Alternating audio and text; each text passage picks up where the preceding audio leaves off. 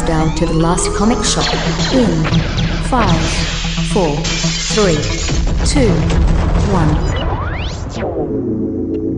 Hey, get your popcorn ready. It is now time for another Movie Mayhem here at the Last Comic Shop Podcast.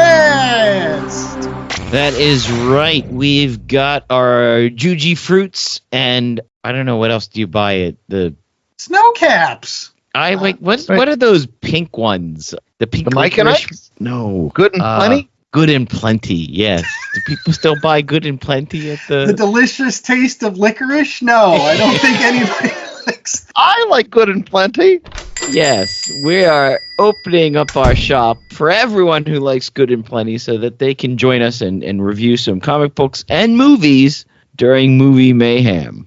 That's right. We're keeping the shop open for the oldie moldies that know what Good and Plenty are, along with all those old school candies we used to get back in the day. Now it's just variations on M&Ms. They have like peanut butter and jelly M&Ms, and almond M&Ms, and cashew M&Ms, and Reese's peanut butter cups filled with more peanut butter and more pretzels and cereal. And oh lordy, they're just candy derivatives now. Geez. Well, I'm the host with the most, Andy Larson. You can call me the Necco Wafers of this podcast. I am that old, as well as two other oldie fogies. That's J.A. Scott. I think he'll be like our butterscotch candies. Werther's Originals, yes. and Chad Smith, he'll be those root beer barrels. You remember the root beer barrels? I'd rather be a Jolly Rancher, especially the old school ones when they were like rulers. Did you ever get those? Oh yes, I do remember those. I was just going to say, do you remember the lick-a-stick where you got the chalky stick and the mask, and then just a bag of sugar. And then a stick. I was going to say, the people still do eat Jolly Ranchers, so that's why I wouldn't consider that an old... I don't know the last time I saw anybody with those root beer barrels, like those little tiny... any case, we're not talking about candy on this week's show. We're talking about movies and comic books, and obviously this week we've got a movie for you, given that Thunderbolts just dropped last weekend. Yes, and I feel like every time we say Thunderbolts, you need to add a little asterisk sound effect. So Thunderbolts. That's true. Starring the beautiful Florence Pugh, who J.A.'s been waiting with bated breath to see on the big screen yet again.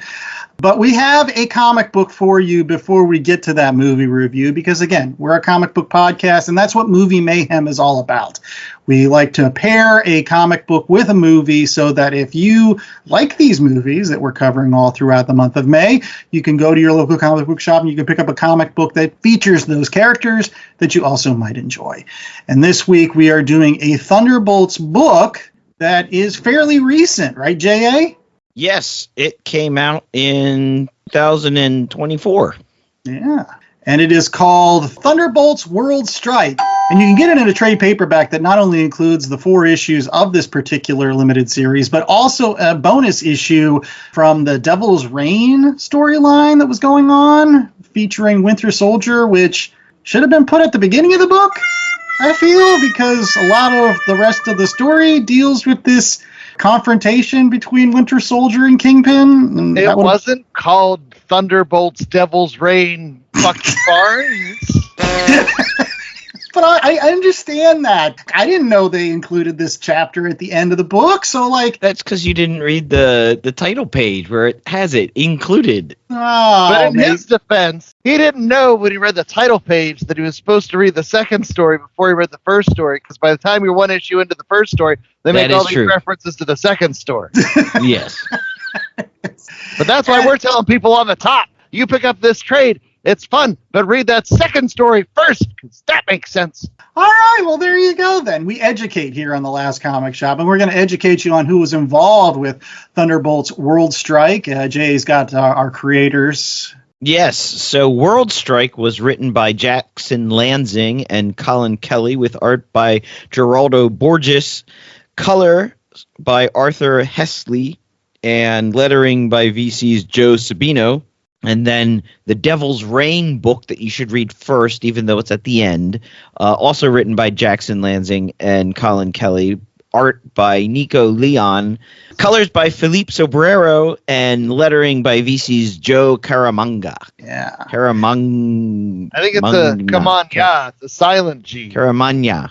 There you go. I'm going to go ahead and give you the 10-cent synopsis of what happens in these particular issues because I'm saving Chad for a lot of the questions that we still have as a result of this 10-cent synopsis. Long story short, in some other book, which I guess Chad will fill us in on, Bucky Barnes brought down some organization called the Circle and got a lot of their secrets or something. In any case, he joins forces with the Contessa, who is an old school Nick Fury femme fatale, to finally kill the Red Skull once and for all. Although I feel like that's happened before. Whatever. So he gets basically all of the folks that you would know from the Thunderbolts MCU franchise to kind of team up with them. Plus Shang-Chi, who you also know from the MCU. And basically they go on this mission to first kill the Red Skull in some castle, and then to destroy all the Red Skull's gold, and then to find this last Red Skull that has bunkered himself in Doctor Doom's home country of Latveria, which Doom doesn't like. But I want to kind of say that was kind of the most confusing thing for me, was like the fact that Red Skull had franchises.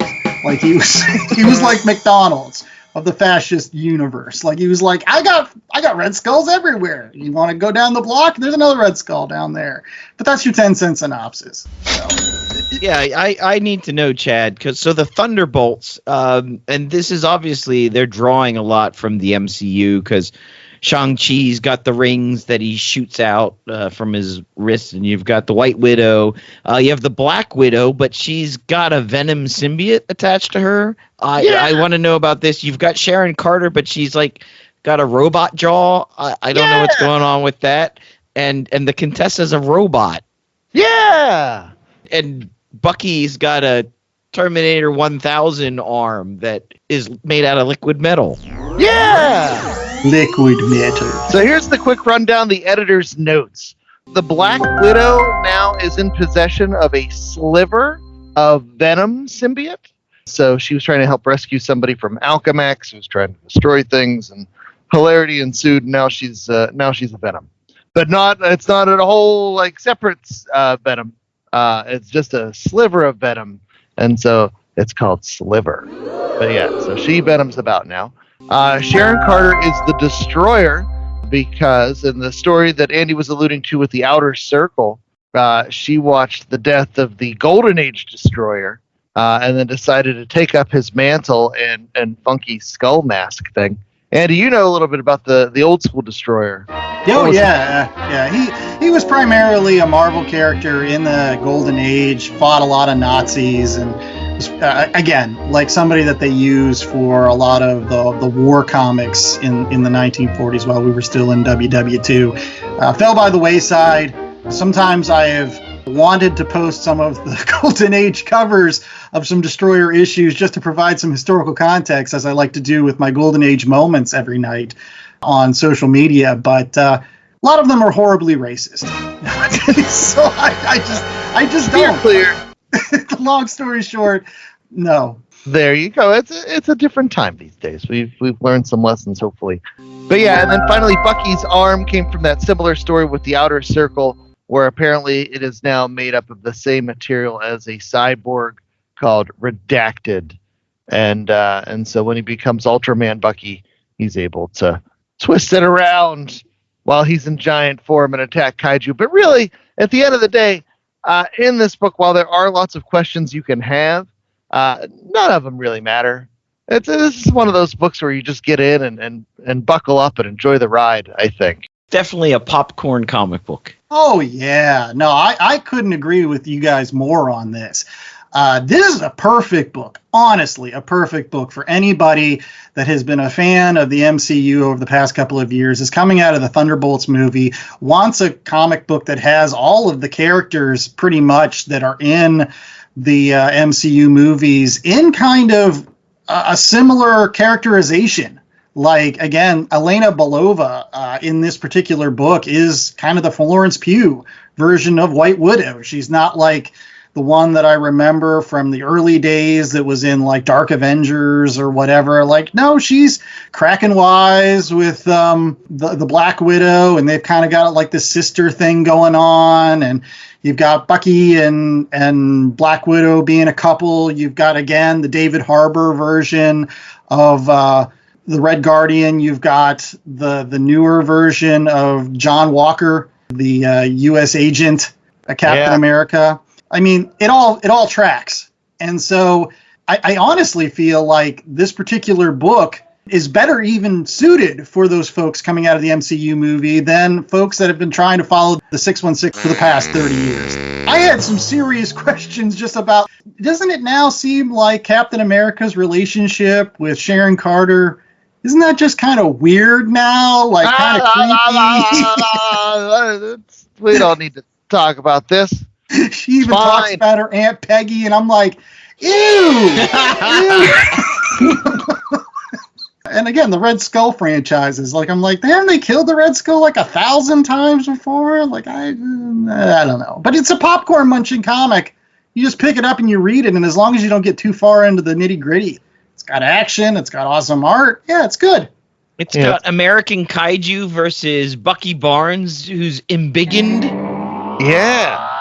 That was awesome. It's got Bucky Barnes taking Widow and Black and White Widow out on a date, dressing up real fancy, going to the ball. Yeah. It's got a little bit of everything. It really does. It even has a Deus Ex Doom moment.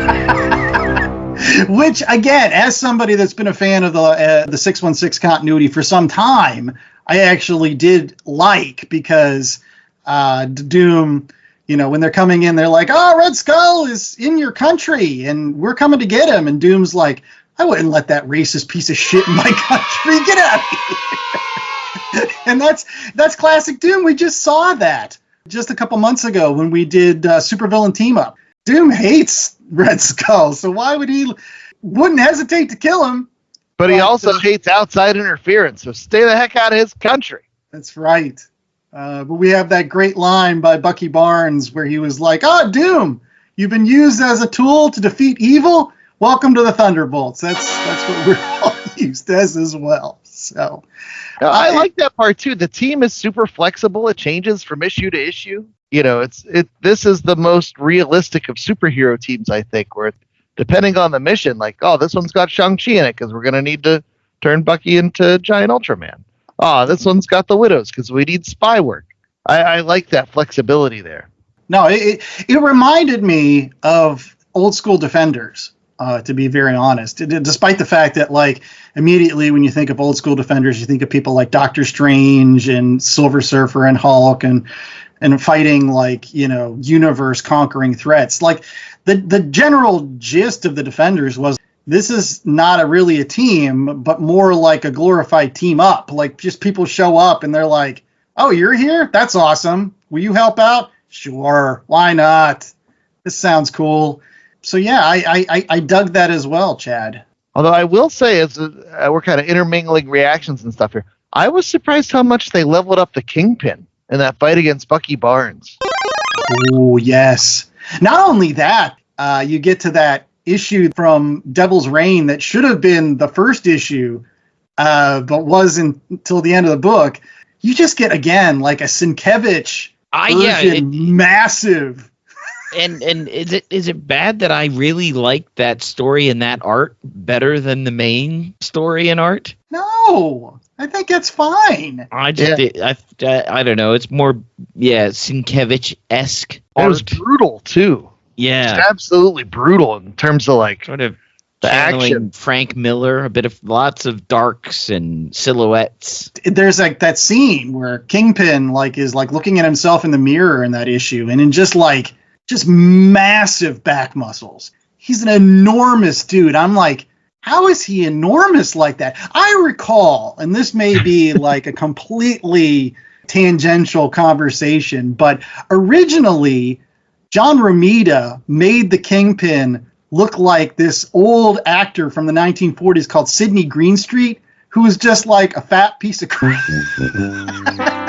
But eventually they're like, nah, we can't have him be like that guy. No, we need him to be super muscular, like a sumo. And I'm like, all right, that's fine. But they took that to the nth level here. They're like, nah, this guy's just juggernaut style massive. I know. And Bucky's always been so competent. Like, to see him get manhandled the way that he was, it was a little bit out of character. But it works, and then you have that followed through in this Thunderbolts story where Bucky has like PTSD from getting his butt handed to him by the Kingpin. It gives a sense of legitimate stakes here, in an otherwise like, oh, we're getting the band together, we're going around, we're going to do this mission and that mission and all that other popcorny stuff. And I did kind of like that new villain that they introduced that has like the pocket universe in his chest or whatever. The Nazi courier system. Right. Yes. You can't take anything out without but you can leave things in. And then they blow him up. But also they take his little pocket universe and then everybody's like, oh, this is pretty nice. Like, could we use this as our clubhouse? It's going to be our base as a Nazi war weapon. It was a fun book. It had snappy dialogue, a lot of great action. Again, I think we should get to ratings so that we can get to this movie review here. And we're going to get our 1 out of 4 scale from J.A. Scott in regards to this. So, J.A., what are we given? What's the rating scale for this particular comic? Just because it was my favorite part of this whole book, 1 out of 4 giant kaiju moments. Oh, that's good for a movie, Mayhem. Everybody loves kaijus in movies and also in comic books. Plus, I didn't know who American Kaiju was. If you don't, it's a giant kaiju with the American flag on his chest. Just Godzilla with the flag painted on. They're not hiding much. Right. Well, I'm going to go first. As I said, oftentimes in the last comic shop, I try to think about our mission, right? What's our mission sometimes? Let's get folks interested in comic books, right? And I feel like this particular book does that in spades. Like, I feel like this is a perfect comic book for those people that have been paying attention to the MCU, that are coming out of that Thunderbolts can go, I just want to read a comic book now. Where can I get a Thunderbolts? I'm going to highly recommend that you pick up this. Because I feel like after the Thunderbolts movie, you're going to be like, oh, these are all the same characters. Even like this Sharon Carter Destroyer person, that's pretty much this Taskmaster. It's the same skull mask or whatever. You're just like, yeah, whatever. Let's go with it. Let's do it. So I feel like that's what this book is about. Now, if you're a longtime fan like me, you're going to be left with a lot of questions. You're going to be trying to Google a lot of stuff because you're going to like, wait, I didn't read that series. Why is Black Widow a symbiote? Why is this? But I feel like if you're just coming into it, you're just going to be like, this stuff's happening. That harkens back to when we were kids where we didn't know everything. We didn't have Google or Wikipedia to tell us all the answers. You'd show up at issue 237 and be like, who's that guy? Wait. And it makes you want to know more. It makes you want to go out and read those stories. Yeah. So I totally agree with that. Believe it or not, now I really want to read Devil's Reign, just at least the Daredevil issues, because I thought that was like super intriguing. How he's like, you don't know my secret identity anymore. And Wilson Fisk's like, son of a gun, I need to know who Daredevil is. I thought that was awesome. So I'm going to give this a solid 3. As, somebody that wants people to read comic books, I feel like this is a good comic book for people that don't read comic books to read. Like, I would tell people to read this in a heartbeat. I think it's exciting, and it has all the characters what else do you want? What else do you want from, like, pretty much a movie tie-in comic? That's what this is. It works like gangbusters. I agree. This is definitely a 3 out of 4. I think it's tons of fun. As somebody that pays attention to the names at the beginnings of my books, I think Lanzing and Kelly are establishing themselves the go-to writing squad to play with these characters that are, keep in mind, they're intermingling Devil's Reign, they're intermingling plot developments from this Captain America book. They're pulling all this stuff and they're pulling in Shang-Chi and they're making it work in a way that's accessible. I read their Guardians of the Galaxy, which was like old man Guardians of the Galaxy run. where Groot would gone crazy and was a bad guy and all that other stuff. They're able to take these characters that audiences know and are familiar with and play with them in a way where it's like, you don't need to know all the continuity in order to enjoy these stories. You can pick them up and run with it. And Marvel currently, they need someone that can take that stuff and make it accessible, but still make it fun and have that action and have that excitement and have that sense of wonder. And, you don't know what you're going to get in the next issue. Is it going to be a stealthy spy mission, at the Hellfire Ball? Is it going to be kaiju? Is it going to be infiltrating the pocket universe that's distributing material for the Red Skull? Like, there's all kinds of fun, interesting ideas these guys are playing with. This is candy. If you're looking for something dense and, that's going to expand your thought processes on the current politics of the world and the major issues of the day, this isn't your book. But if you want to have fun for an hour, Lanzing and Kelly, they are able to do that thing where you check all the boxes. Like Marvel movies that checked all the boxes, like, oh, we want this to happen and this to happen and this to happen. We want these references and these characters. But they're able to do that, with joy, with fun, to make you want to come back and make you want to dig in more. And like, now I kind of want to find out about Bucky's weird liquid metal arm. Now I want to find out about Natasha. I highly recommend it. I think if you've got a problem, if no one else can help, and if you can find them, you should be reading some Thunderbolts. It's a 3. It was dating myself with an A-Team reference. I mean, the George Papard A-Team, not the Liam Neeson one. But I did like that. They took these wild swings. You have Bucky Barnes fight the American kaiju on the streets of Tokyo, and it was totally reminding me of Godzilla versus which is the one with the Jet Jaguar? Yeah, Megulon. Godzilla versus Megulon, yes, and they've got spy missions. I don't know how I feel about Black Widow being a symbiote. I think there's too many symbiotes. The symbiotes have got out of control. We need to. Didn't they get rid of them all with that fight against Null in Silver Surfer Black? Maybe I'm just symbioted out. I'm symbioted. I don't know, whatever. Fun book. Definitely recommend it.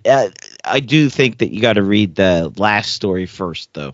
But maybe that's going to also color how you're going to view the art in the main story, because the art in that Kingpin Winter Soldier story is just, it's next level. And the art, I think, in the Thunderbolts story is standard fare. It's passable. It's good comic booking, but it's nothing super special. Right. I was kind of a little bit disappointed that we got those sweet Terry Dodson covers, and then we just didn't get Terry Dodson on the interiors, too. I was like, I don't like this from good old Terry. He's one of my favorite artists. But overall, go pick up Thunderbolts. It's a really great book if you're enjoying the movie that we'll be reviewing later in this show. But we've got a commercial break to get to first and recommendations, so stick around for more Last Comic Shop right after this.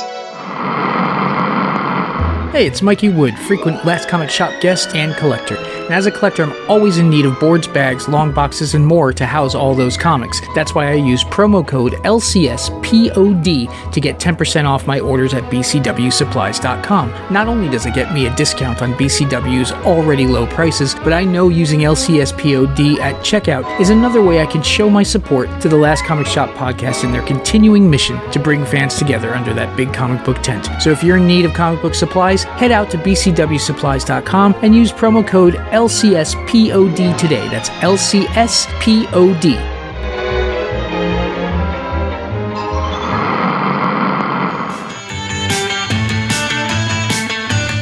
Hey all, I'm Frank. Join me and my friends as we talk about all things geek. Here at Geek Freaks Podcast, we go over the weekly news of everything in geekdom, from movies to TV, video games, and comic books. We also have a growing YouTube community. Join us as we go over everything in your geek life and share in the love of geekdom.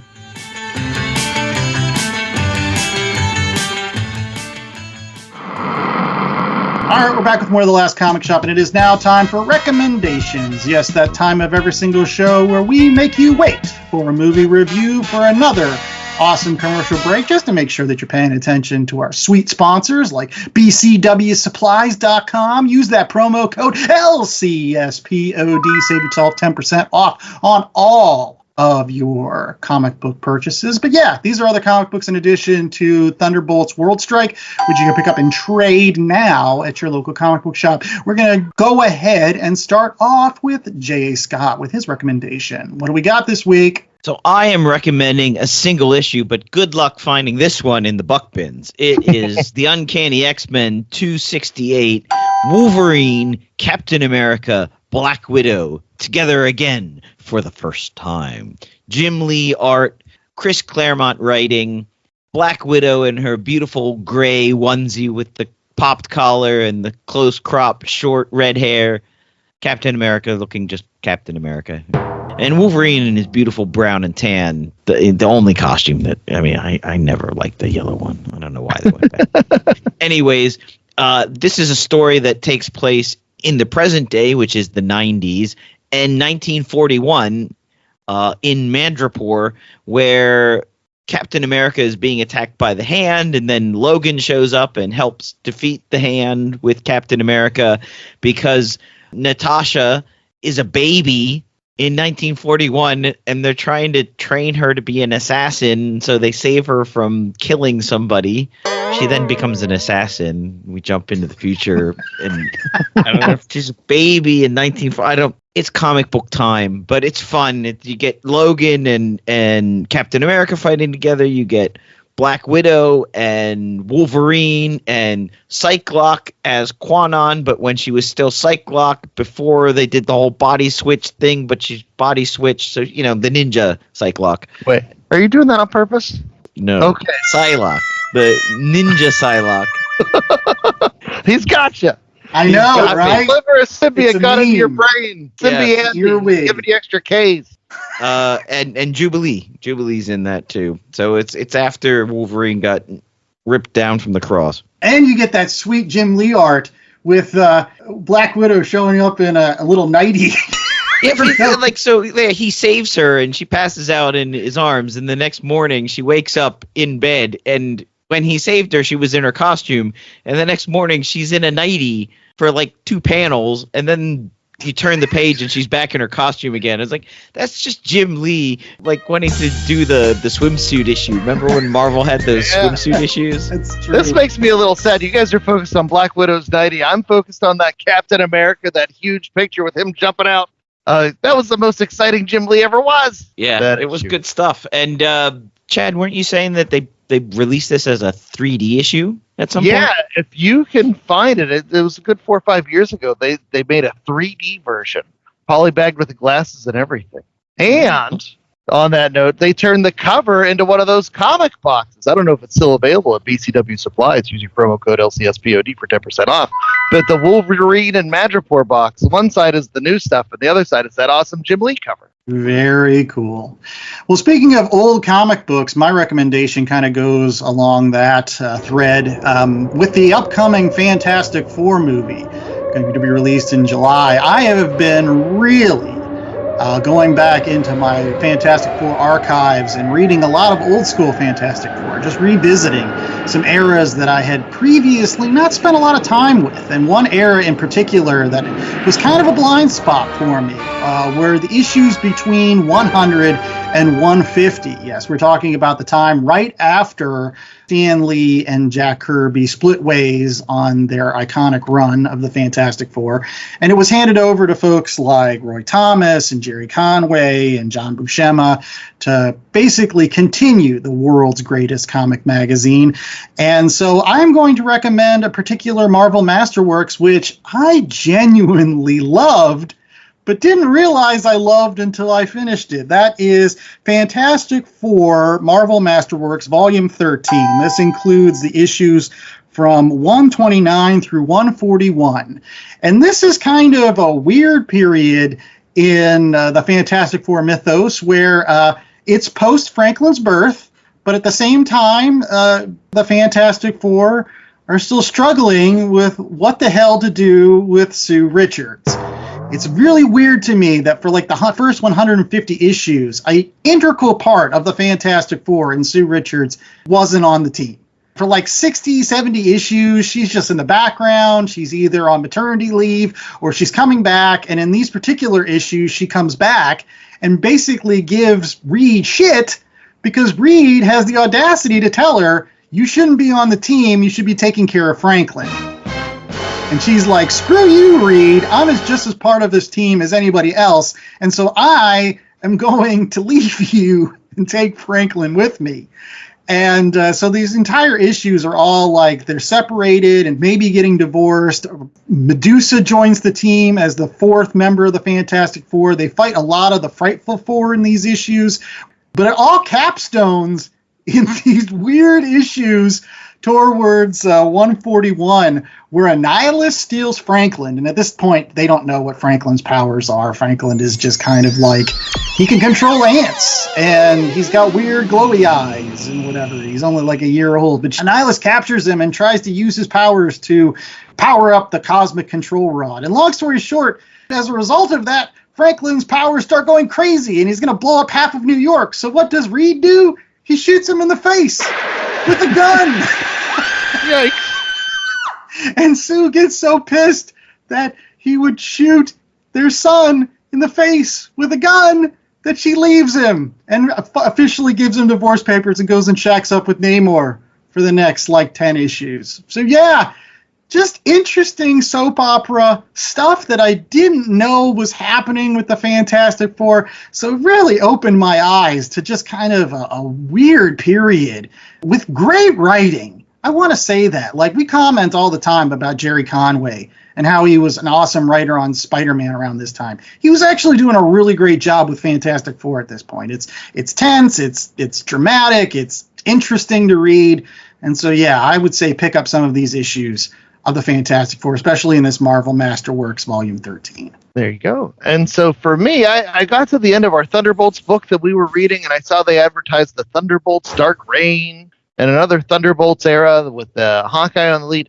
My favorite Thunderbolts era was actually the era right before the Dark Reign, where it was Warren Ellis and Mike Deodato, and they were on there for about 12 issues, I want to say. And it was Norman Osborn is running the squad. He's got Venom, and he's got Bullseye, and Swordmaster, and Songbird. And basically, it's a bunch of bad guys, but it's just because they're bad guys doesn't mean they have to be bad guys. But no, they're going around and doing all these missions and serving Norman Osborn's quests that he's sending on, but inadvertently they're being heroes as well. And it was just a really fun run of books. It's been a minute since I've read it, so I got to go back and refresh it a little bit. I'll be digging through my boxes later today to try and find it. But then it basically parlayed into the Dark Avengers, where you had Norman Osborn becoming Iron Patriot and headlining a team where Venom was Spider-Man and Bullseye was Hawkeye. And that was really fun, too, with Bendis and Deodato. But either one of those Thunderbolts, I think the first volume that I saw is called Faith in Monsters or Dark Avengers. Either one of those, good times. Norman Osborn's in charge, and he's making bad guys do bad things, but it looks real good, and it's tons of fun. Well, one thing that's also tons of fun is our movie review, and we'll be right back with more Last Comic Shop and a review of Thunderbolts right after these commercial breaks. When you're done listening to this podcast, check out mine. My name is Dave, and I'm the host of Beer in Front. My podcast is just enjoying the beer that's in front of you. Sometimes we forget about a classic beer while we focus on the new trendy thing. What I try to do each week is to enjoy an old school classic or have a beer that has potential to be a classic. I'll also talk about events of the day, I'll add my spin to things, and each week there are people that really annoy me, and I'll call them out as the jag-off of the week. That's Beer in Front, available wherever you listen to podcasts.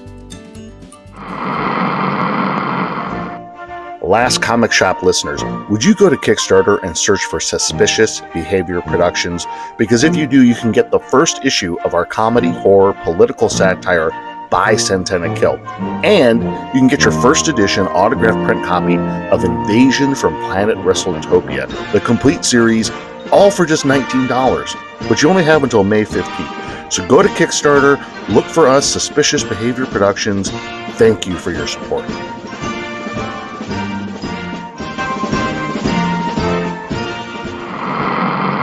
All right, we're back with more Last Comic Shop, and it is now time for that part of the show you've been waiting for with bated breath. That's right, the review of the Thunderbolts, Asterix, a.k.a. the New Avengers. Ooh, did we just... Spoilers, dude!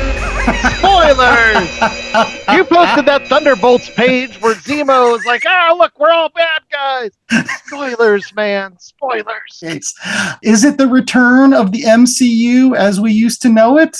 I don't know. Only if you can put everyone in the same spot conveniently at the same time, and then give them a countdown clock so that they don't die immediately, but have 2 minutes to get out. Do you know how long it takes to fire up an incinerator? Please, come on. You ever try to light a pilot life on a stove? Come on, I think those are OSHA standards. You have to include the countdown clock.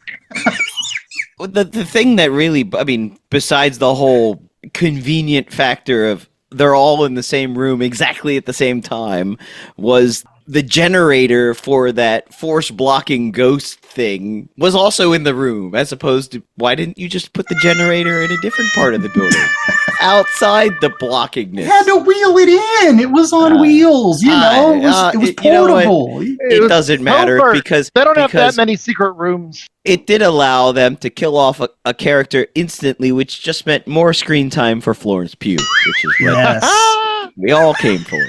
At least J.A. did. And we'll get to who else starred with Florence Pugh here in a second.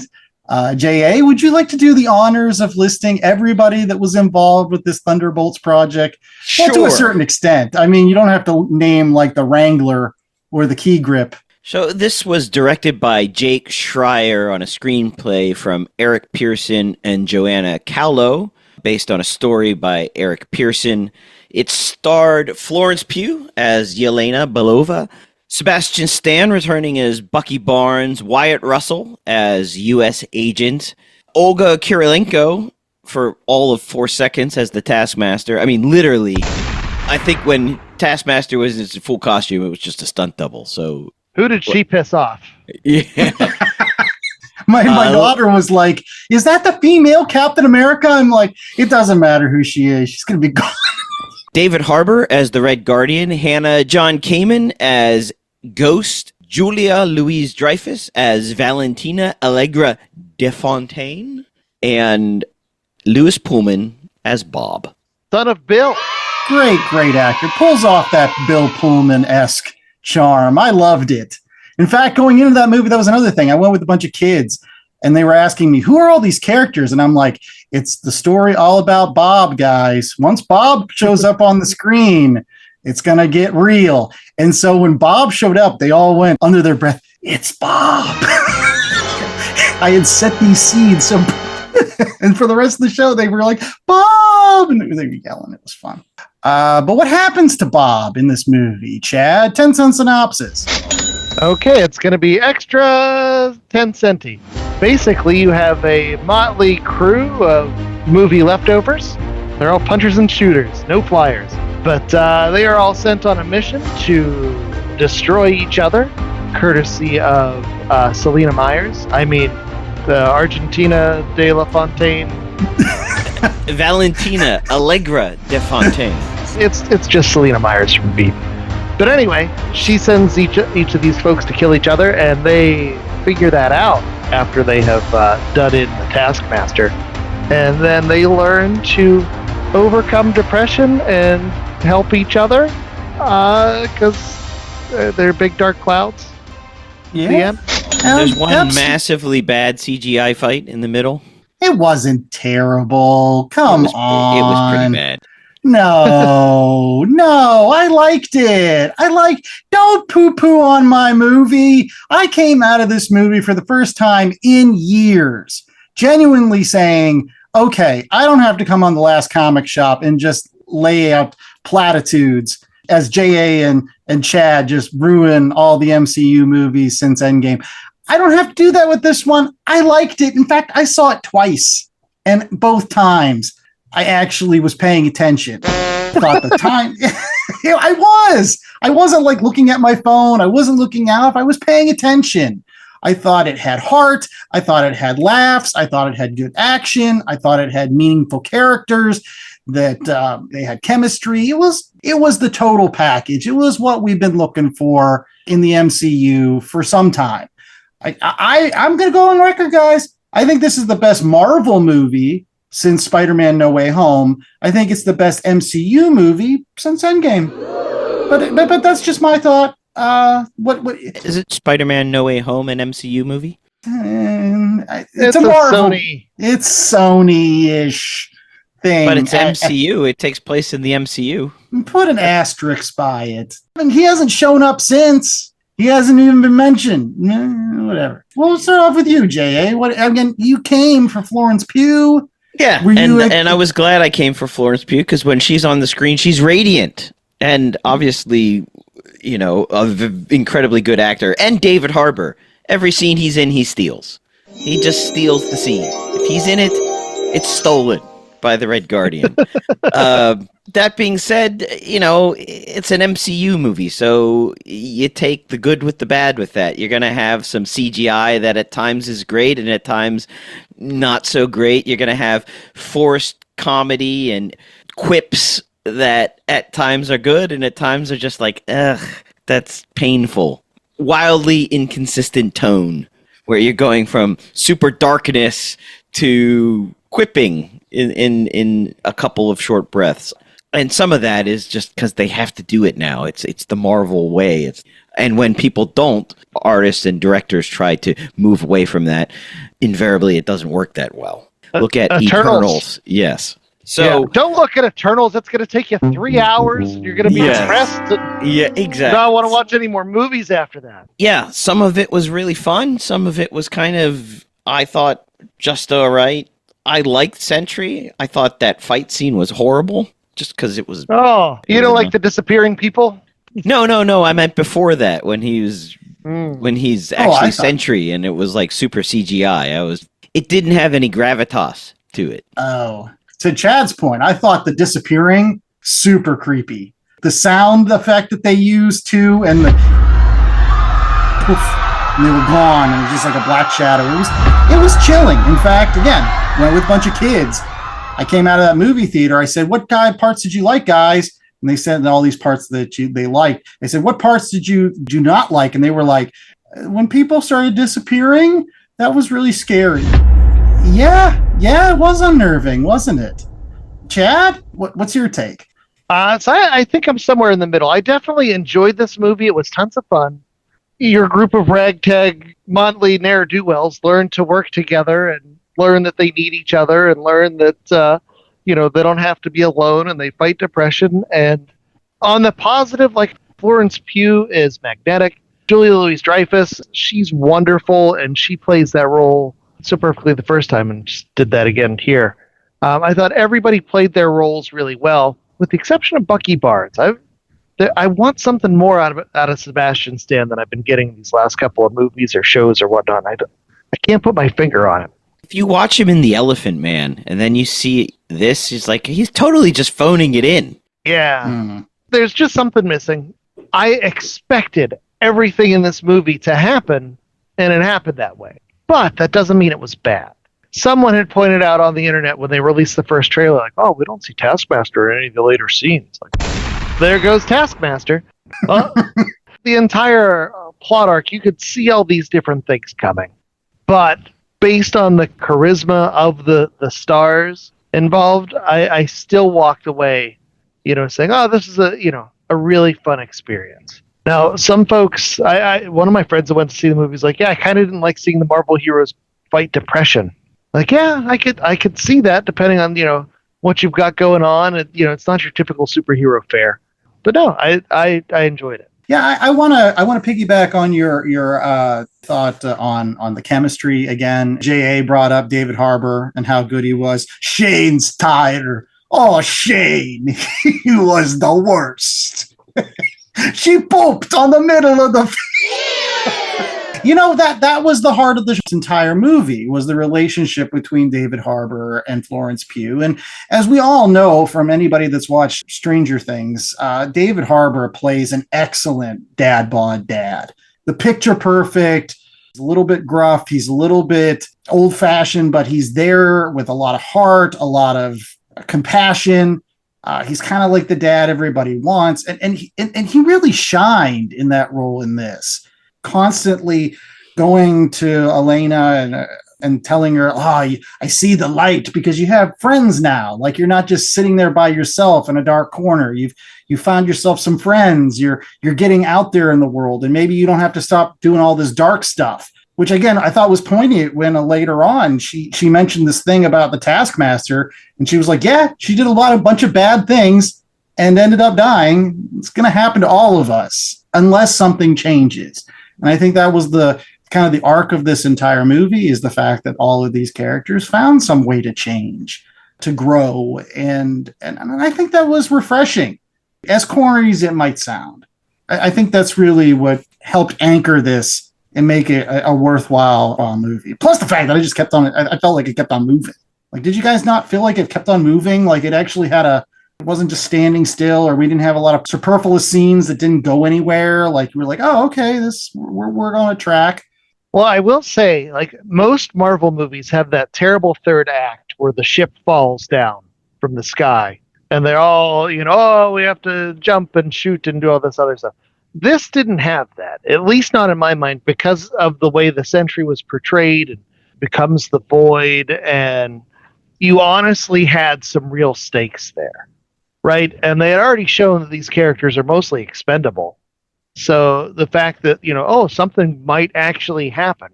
It's not like they necessarily need to keep David Harbour around to anchor the universe. Right. Red Guardian is a fun comedic character, but if he disappeared, the stories would still go on.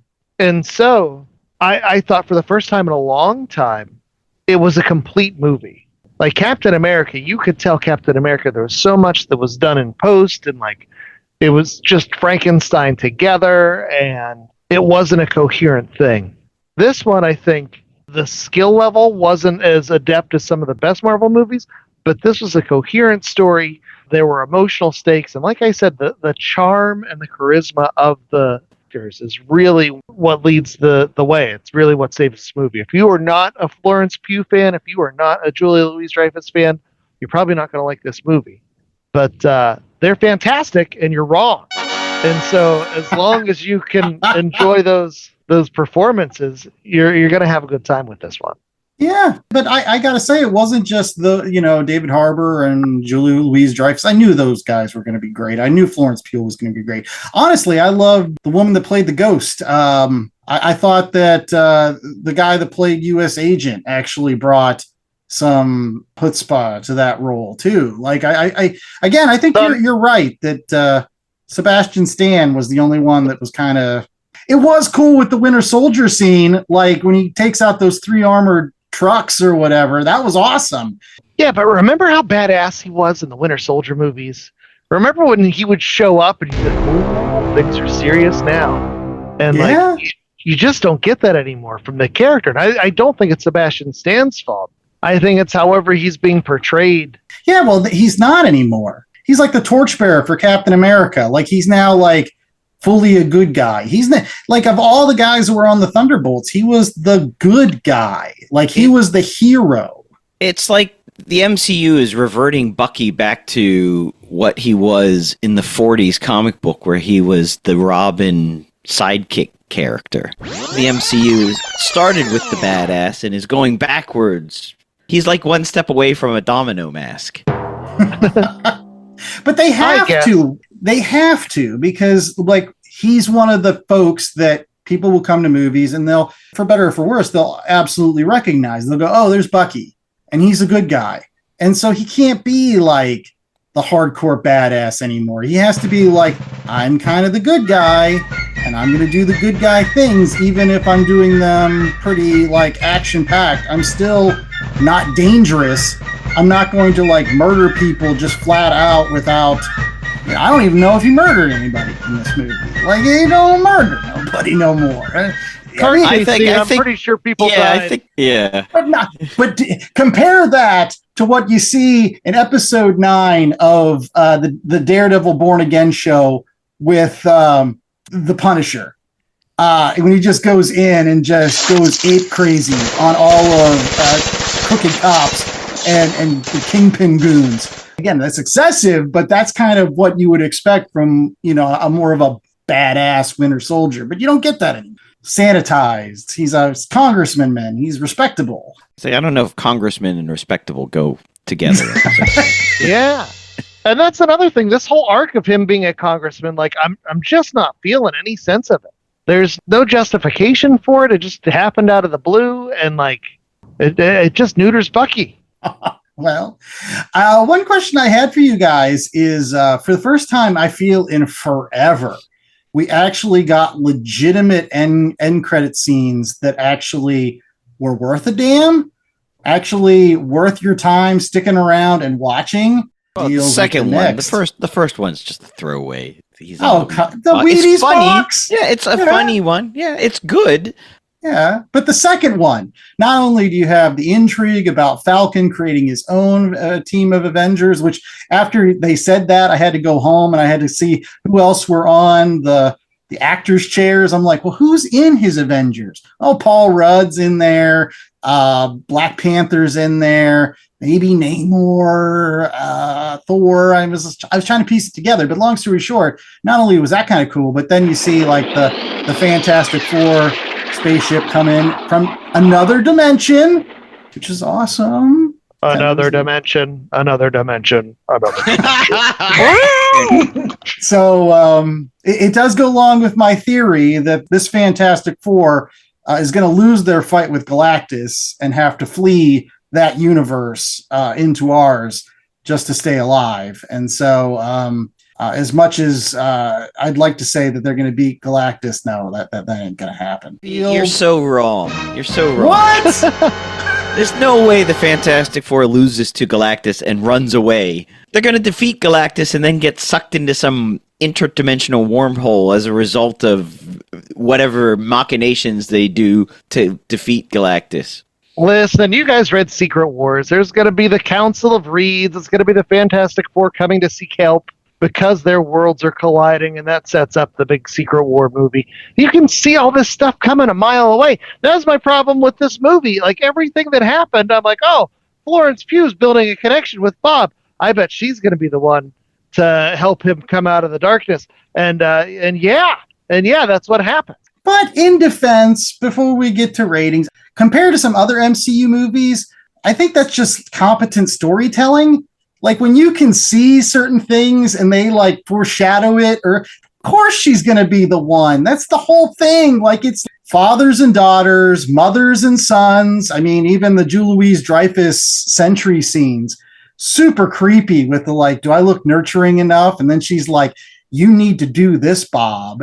And then Florence shows up and she's like, you get rid of that young hussy who's trying to pull you away from me. But it was relatable, if anything. It was relatable and it was competent.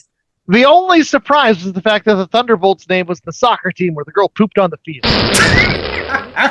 Shane's tire. What did Shane do? Case. Let's get to ratings. We have to finish up this show. So, J.A., what's our rating scale for Thunderbolts, Asterix, New Avengers? Well, I mean, the Thunderbolts were all about a band of lucky losers. So how many losers are you giving this? All right. Well, we'll start off with you, Florence Pugh fan number one. What are you giving it? It's 3 just because Florence, but I really wanted to like it. I enjoyed it, and then it's one of those things you finish and it's kind of some empty calories and a lot of paint by numbers. And as I thought about it, I was like, oh, some of the setups were so contrived. Like, why does Allegra de Fontaine know when her vault is about to be robbed? Like, she tells Florence, oh, you have to go stop because my vault's going to be robbed by this person at this time. Like, come on. This just, it was competent. I did like the after credit scene because it sets up heroes that more people were, and that's the other thing. As comic book fans, we know who all these characters are, but as the kids that you went to the movie with pointed out, they didn't know who any of these people are. We're really down in like the C-list characters of the Marvel universe, and it's hard for them to carry a movie. Most of the watching public doesn't care. It worked for Guardians. I guess I don't know, 2.5. I did like Wow. when I like the fact that they didn't fix U.S. Agent's shield after it turned into a taco. That is incredible. I think that's the first time this ever happened on a show where somebody started off by saying, that's a 3. And then by the end they were done talking, they were like, no, it's a 2.5. I've already talked myself down a whole half a point. Jeez, you're a grumpy old man, Chad. I was going to come in with a 3.5, but I'm going to talk myself down to a 3.33 repeating. It gets an A-. It was fun. It's nice to have a fun movie in the MCU. It was paint by numbers, but at the same time, I feel like the story they were telling, where it's like these people are damaged goods and they have things they have to face and they have to learn they're not alone. And like, those are all worthwhile stories to tell. And the world we live in can be incredibly bleak. And so to give folks something to say, hey, there's a light in the darkness, like, all that's great. I appreciate that. At the same time, is this a movie that's going to have the rewatchability of a Guardians of the Galaxy? I don't know that it does. I've only seen it once. Andy, you've seen it a couple of times. Does it hold up the second time, or were you just like, oh, here comes this beat that I definitely know is happening this time? I honestly, as I said, I paid attention both times. Even though I knew things were happening, I enjoyed both times that I watched it. And again, I watched it on back-to-back nights. And there was not even 24 hours between the two showings that I saw. And again, the second showing was with a bunch of kids. So part of the enjoyment of seeing it the second time around was, the kids asking me questions, under, whispering questions. Oh, who's that, Dad? And me getting to be the comic book guy and explain. What? And stuff. What's with all these dick jokes, Dad? What does that mean? But in any case, I thought it was rewatchable. This was a team that I genuinely liked. You could have thrown other, throwaway characters from these other MCU movies into this picture. And I feel it could have been not as good as what we ended up getting. But I feel like they picked some pretty decent characters that ended up working really well as a group.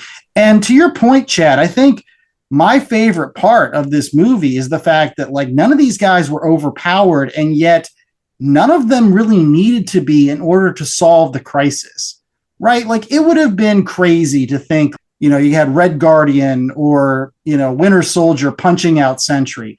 That's not going to happen. And that's unbelievable. In some other weird Thunderbolts movie, that could have happened, and you would have just rolled your eyes and said, oh, geez, why are we doing this? But in this, they made it about the Void. They made it about Bob's struggle with mental illness. And as a result, it made for a more compelling ending, like stakes that the Thunderbolts could actually defeat, because it wasn't a physical threat. It was a psychological one, which I thought was interesting. So I enjoyed that fact.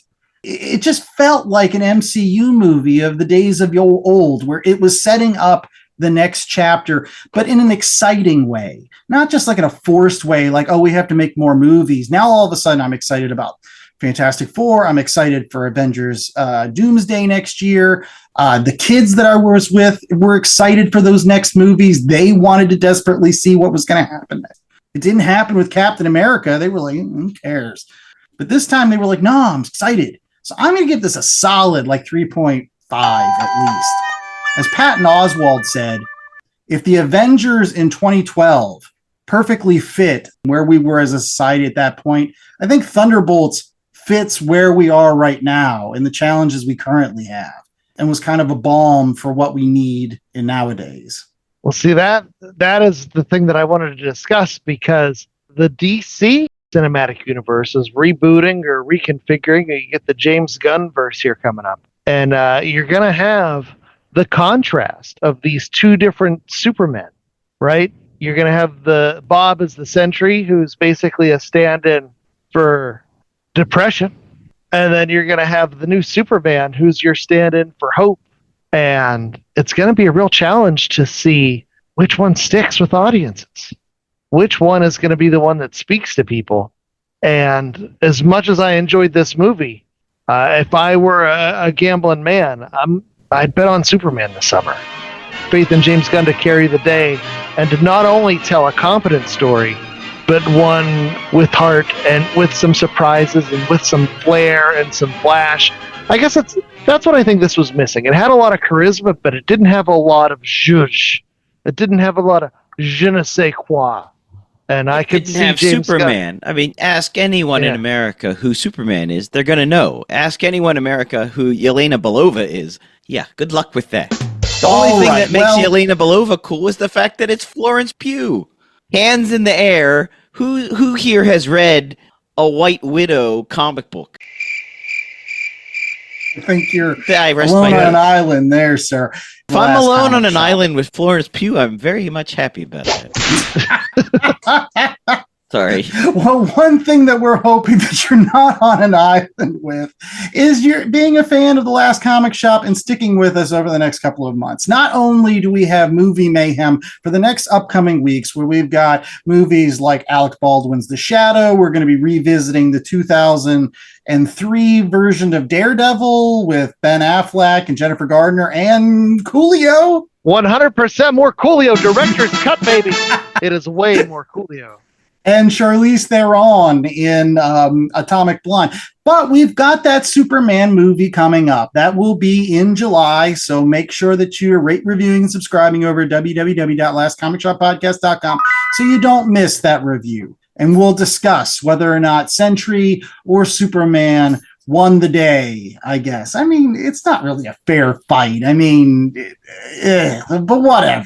So which cinematic universe? Are you going to want the one where people are coping with depression, or are you going to want the one with Superman fighting kaiju? As always, I'm going to be based in realism, sir, and that's make mine Marvel. I don't need gods being great and whatever. I need my realistic gods to be depressed as folks with problems, kids. Folks with problems. I say Lois has problems. She can't tell people with glasses apart from people without glasses. Been 100 years. All right, kids. Well, we might be the Last Comic Shop podcast. We encourage you to not only hit up those local cinemas, but also go to your local comic shops. Now, I could tell you our recommendations for this week, but I forgot. Much like this movie in about a week and a half. But you can go back and rewind and listen to that, and then come back to our website, www.lastcomicshoppodcast.com, where you could find links to our social accounts. You could find things that we are putting online. And what else can they find, J.A.? A link to our merch store where you can get t-shirts, coffee mugs, tote bags, hats, and this week only, taco-shaped shields.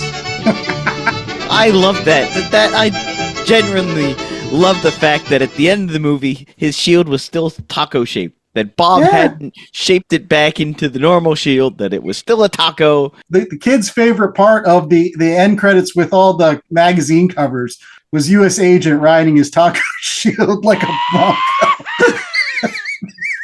In any case, J.A., where can folks find a discount on all their comic book supplies, just in case they're so inclined?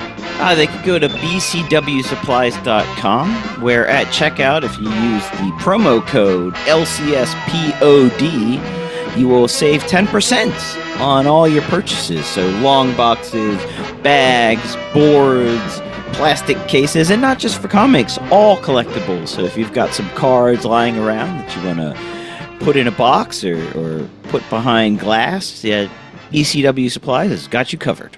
And we've got you covered for more movies / comic books all the rest of May. Until next week, when we've got The Shadow by Howard Chaykin, as well as The Shadow by Alec Baldwin. I'm the host with the most, Andy Larson. I'm joined by Chad Smith and J.A. Scott, and we hope that you stay safe. Stay movie going. It's always good seeing movies. right in the theater on a big honking screen. Go see some this summer, even if it's not comic book related. Funny you said honkin' after our next movie is about the Shadow Nose, or the Shadow's Nose.